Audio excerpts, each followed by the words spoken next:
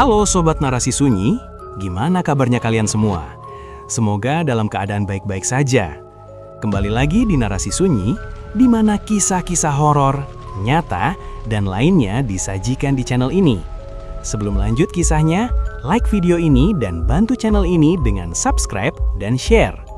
Siapkan cemilan dan makanan kalian, tonton sampai habis jika kalian berani. Oke, langsung aja, put your headset on and listen.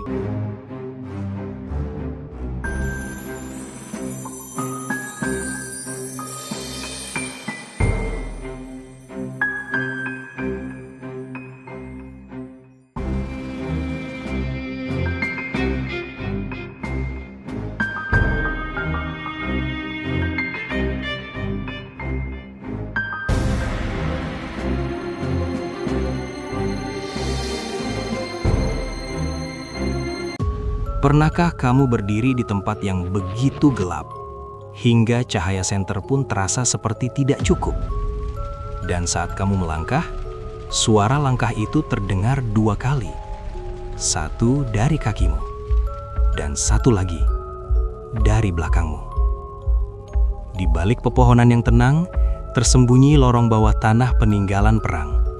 Tempat yang dibangun bukan untuk wisata, melainkan untuk bertahan hidup. Orang menyebutnya Goa Jepang, tapi mereka yang pernah masuk terlalu dalam menyebutnya dengan nama lain. Lorong yang tidak pernah benar-benar kosong. Salah satu goa paling dikenal berada di kawasan Goa Jepang yang terletak di area Taman Hutan Raya Insinyur Haji Juanda. Goa ini dibangun pada masa pendudukan Jepang sekitar tahun 1942 hingga 1945.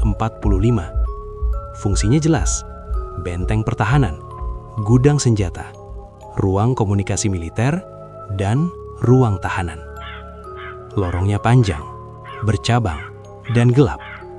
Dindingnya kasar, udara di dalamnya lembab dan berat. Goa ini dibangun dengan kerja paksa. Banyak Romusha yang dipaksa menggali tanpa alat memadai, tanpa istirahat cukup, tanpa jaminan bisa kembali. Sejarah mencatat penderitaan itu nyata, dan mungkin itulah yang membuat suasananya terasa berbeda hingga sekarang. Seorang mahasiswa, sebut saja Ardi, datang bersama 2 temannya untuk membuat konten eksplorasi. Mereka masuk menjelang sore. Awalnya biasa saja, tertawa, bercanda, menguji gema suara. Namun, semakin dalam mereka berjalan, cahaya dari luar menghilang. Lorong terasa semakin sempit. Di satu titik, Ardi menghentikan langkahnya. Ia merasa ada hembusan nafas di belakang lehernya. Padahal kedua temannya berada di depan. Ia tidak berkata apa-apa, berusaha mengabaikan. Mereka terus berjalan hingga menemukan ruangan kecil bekas pos penjagaan. Saat kamera dinyalakan untuk merekam suasana sunyi, terdengar suara langkah. Bukan 1, 2. Padahal mereka bertiga sedang diam. Mereka saling menatap. Dan disitulah rasa bercanda berubah menjadi ketegangan. Di lorong bercabang, mereka terpisah beberapa meter. Ardi berdiri paling belakang. Dan untuk pertama kalinya, ia mendengar suara itu jelas. Bisikan. Sangat pelan. Seperti seseorang berbicara dalam bahasa asing. Ia memanggil temannya. Tidak ada jawaban. Detik berikutnya, lampu senter miliknya berkedip. Sekali, 2 kali, lalu redup. Dalam cahaya minim itu, ia melihat sesuatu di ujung lorong. Siluet hitam, tinggi, diam, tidak bergerak. Ardi membeku. Saat ia mencoba memfokuskan pandangan, siluet itu hilang. Teman-temannya berlari kembali karena mendengar Ardi berteriak. Mereka memutuskan keluar. Namun saat rekaman diputar ulang di luar goa, terdengar suara tambahan. Suara berat, bukan suara mereka. Dan terdengar seperti ada kalimat pendek di akhir rekaman. Sejak hari itu, Ardi mengaku sering terbangun tengah malam mendengar gema lorong di kepalanya. Secara sejarah, Goa Jepang memang nyata.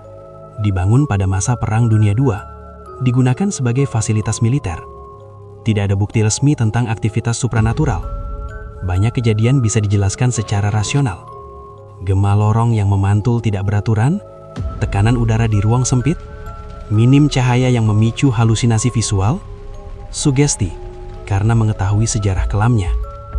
Namun, trauma sejarah, penderitaan, dan ketakutan yang pernah terjadi di sana tidak bisa dihapus begitu saja.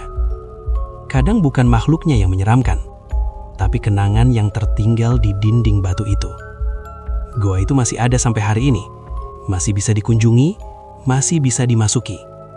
Banyak orang datang untuk wisata, berfoto, tertawa, pulang. Namun ada satu pesan yang sering diucapkan pemandu lokal. Kalau masuk, jangan terlalu dalam. Karena semakin jauh kamu melangkah, semakin sulit membedakan. Apakah langkah yang terdengar itu hanya gema? Atau ada sesuatu yang memang sejak dulu tidak pernah keluar?